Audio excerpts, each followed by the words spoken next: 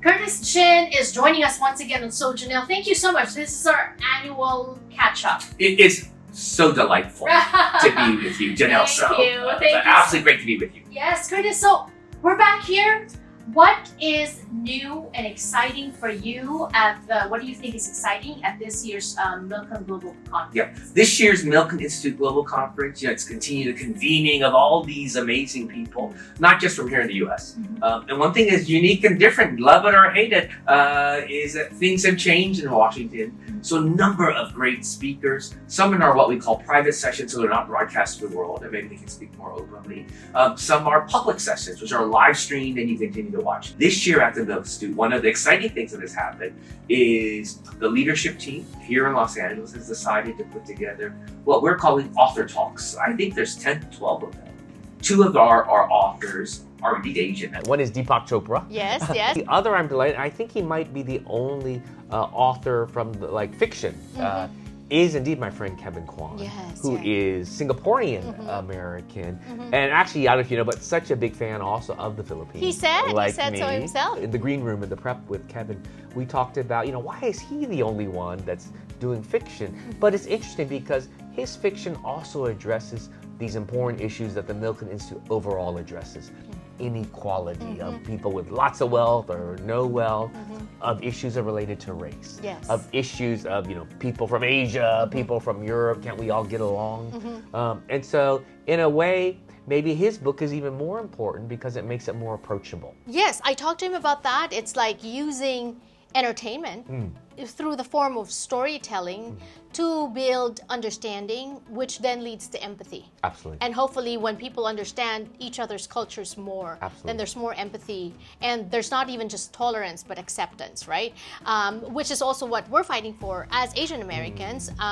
But when you talk about that and having him speak here, what do you think is the message that is sending to followers of Milken, where it's always about future thinking, the trends now that will become big in the future? Well, I hope one message is that America, or I should say the world, it's time to make America and the world read again.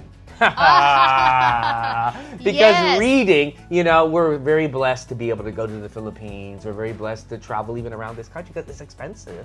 And so can you, through TV, of course, but also through reading, it opens up another world to you. I think someone once said, where was the first place you go? And I kind of remember, but in some ways, I've been many places that I've never been to because of books. So my hope is that people from the cyber world who are watching us live or watching us later will say, wow, I didn't know that. Of course, I'd say, buy that book or go to your library and check out that book. But hopefully you get a sense of someone that might not be like them, but at the same time, they'll find, wow, it's actually just like me. Because you think, one of the things I always talk about here at the Milken Institute is also I do a focus on what I call the creative economy. Yes, go ahead. Which most recently has been all about Korea, K-pop, K-drama, now K-beauty. And one question people have is, why has Korean drama done so well on Netflix? Yes. And I think partially it's because those stories aren't just Korean stories. It's about mothers and daughters. It's about families. It's about zombie attacks. Oh, yeah. So it's not just about a Korean story that's not relevant to people. And so when people listen to Kevin and I talk, they're like, well, I'm not a crazy rich Asian. Maybe Kevin is. Because I'm Asian or Asian American. But people say, even if I'm not Asian American, wow, or half Asian, that book made me like, wow, yeah, we all have issues.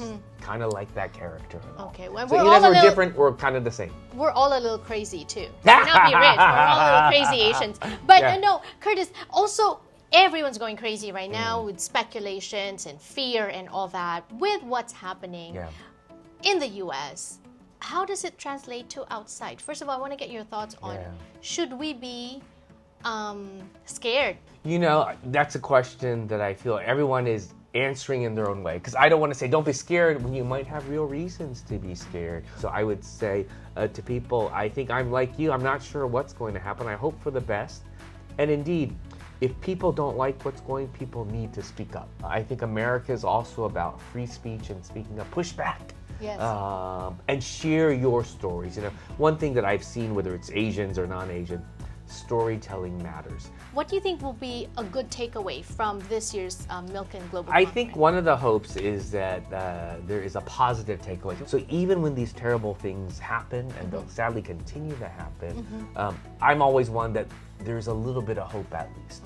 And that hope is this, or that hope is that. So when I look at this program, they're addressing very serious issues. Issues like cancer, issues like economic growth, aging, just a range of important topics.